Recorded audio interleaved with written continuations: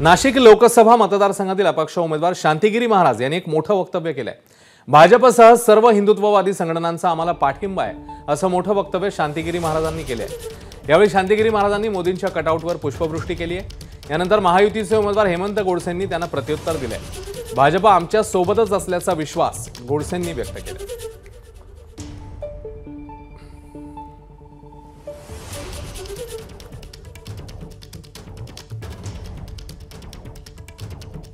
आमच्या समाजामधील जे हिंदुत्व विचाराचे आहेत ते सर्व आमच्या सोबत आहेत।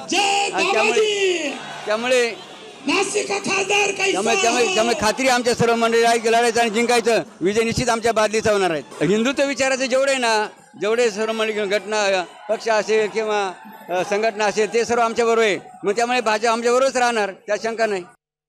मला असं वाटतं का अधिकृतरित्या महायुती म्हणजे त्यात भाजप, शिवसेना, राष्ट्रवादी, महाराष्ट्र नवीन सेना आणि RPI ही महायुतीने अधिकृतपणे घोषित केलेले उमेदवारी, आणि त्यामुळे असं काही गैरसमज पसरवण्याचे काही काम कोणी करू नये। आपल्या कार्यालयापासून जाताना मोदींच्या प्रतिमेला देखील त्यांनी हार घातला।